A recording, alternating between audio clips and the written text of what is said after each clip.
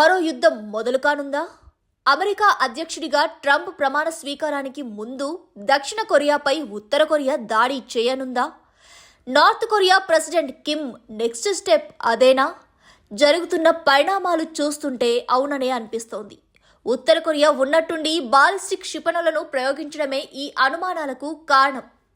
కొత్త hypersonic missile సిస్టమ్ను ఉత్తర Korea ఉపయోగించినట్టుగా దక్షిణ కొరియా చెబుతోంది. జపాన్ విదేశాంగ మంత్రి దక్షిణ కొరియాలో ఉన్నత అధికారులతో చర్చలు జరిపి 24 గంటలు గడవక ముందే ఈ ప్రయోగం జరగడం సంచలనం రేపుతోంది. ఇదంతా అమెరికా అధ్యక్షుడిగా ట్రంప్ బాధ్యతలు చేపట్టనున్న సమయంలోనే జరగడం మరింత కలవరపెట్టే అంశం. మరోవైపు ఈ పరిణామాల సమయంలోనే మార్షల్ లా డిక్లరేషన్ పై సౌత్ కొరియా అధ్యక్షుడు యూన్ ను పోలీసులు అరెస్ట్ చేయడం దక్షిణ కొరియాకు మరింత ప్లస్ గా మారిందంటున్నారు విశ్లేషకులు. నిజానికి 2024 అక్టోబర్ నుంచి దక్షిణ కొరియా ఉత్తర కొరియా మధ్య ఉద్రిక్త పరిస్థితులు కొనసాగుతున్నాయి. దక్షిణ కొరియా తమ రాజధాని మీద డ్రోన్లు ఎగరవేసిందని ఉత్తర కొరియా గత అక్టోబర్లో ఆరోపించింది. అదే సమయంలో అధ్యక్షుడు కిమ్ కీలక ఆదేశాలు జారీ చేశారు. సరిహద్దుల్లో బలగాలు కాల్పులు జరిపేందుకు సిద్ధంగా ఉండాలని చెప్పారు. అయితే కిమ్ కామెంట్స్ ను ఎప్పుడూ పెద్దగా పట్టించుకొని సౌత్ కొరియా ఆ సందర్భంలో మాత్రం రివర్స్ కౌంటర్ ఇచ్చింది. తాము కూడా సిద్ధంగా ఉన్నట్లు ప్రకటించింది. తమ ప్రజల భద్రతకు భంగం కలిగితే నార్త్ కొరియా కథ ముగిసినట్లేనని వార్నింగ్ ఇచ్చింది. అయితే ఇది కిమ్ కు మరింత కోపాన్ని తెప్పించిందనే చెప్పవచ్చు. ఎందుకంటే సౌత్ కొరియా ప్రకటన తర్వాత రోజు తమ దేశంలో 14 లక్షల మంది యువకులు సైన్యంలో చేరేందుకు దరఖాస్తు చేసుకున్నట్లు నార్త్ కొరియా బహిరంగ ప్రకటన చేయడం కాకరేపింది. ఇక అప్పటి నుంచి ఇరు దేశాల మధ్య ఏ నిమిషం ఏం జరుగుతోందోనన్న టెన్షన్ రెండు దేశాల ప్రజల్లో కనిపిస్తోంది. ఇక చరిత్రపరంగా చూసినా ఉత్తర కొరియా దక్షిణ కొరియా మధ్య యుద్ధాలు ఈనాటివి కావు, 1950 నాటివి. ఇంకా చెప్పాలంటే అసలు ఇరు దేశాల మధ్య ఇప్పటికీ యుద్ధం కొనసాగుతున్నట్టే లెక్క. ఏంటి అర్థం కాలేదా? 1950 జూన్ 25న మొదలైన కొరియన్ వార్ 1953 జూలై 27న నిలిచిపోయింది.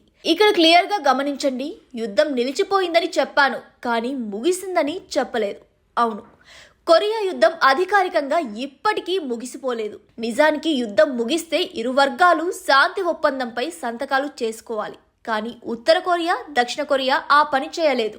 దీంతో ఈ రెండు దేశాలు ఇంకా యుద్ధం చేస్తున్నట్లే భావించాల్సి ఉంటుంది. ఇక మరో అంశాన్ని మీరు గమనించారా? ట్రంప్ బాధ్యతలు చేపట్టడానికి ముందు కిమ్ బాలిస్టిక్ మిసైల్స్ ప్రయోగించి కవ్విస్తున్నారని చెప్పుకున్నాం. ఇక మరో అంశాన్ని మీరు గమనించారా? ట్రంప్ బాధ్యతలు చేపట్టడానికి ముందు కిమ్ బాలిస్టిక్ మిసైల్స్ ప్రయోగించి కవ్విస్తున్నారని చెప్పుకున్నాం. అదేంటి, అమెరికాకు ఉత్తర కొరియాకు ఏంటి సంబంధం అనే డౌట్ వచ్చిందా? అది కూడా క్లియర్ చేస్తాను వినండి. ప్రపంచంపై పూర్తి స్థాయి ఆధిపత్యం చెలాయించాలని నిత్యం వెంపర్లాడే అమెరికాకు కొరియా ద్వీపకల్పం అత్యంత వ్యూహాత్మక ప్రాంతం. 2022 లెక్కల ప్రకారం అమెరికాకు ప్రపంచం మొత్తంలో 80 దేశాల్లో 750 మిలిటరీ బేస్లు ఉన్నాయి. ఇందులో అన్నింటికన్నా ఎక్కువగా 120 బేస్లు జపాన్లో ఉన్నాయి. ఇక 54 అమెరికన్ మిలిటరీ బేసులతో దక్షిణ కొరియా రెండో స్థానంలో ఉంది. ప్రపంచంలోని 159 దేశాల్లో మొత్తం 1,73,000 మంది సైనికుల్ని అమెరికా మోహరించింది. అందులో జపాన్లో 53,000 మందికి పైగా సైనికులను మోహరిస్తే దక్షిణ కొరియాలో అమెరికన్ సైనికులు 26,000 మందికి పైగా ఉన్నారు.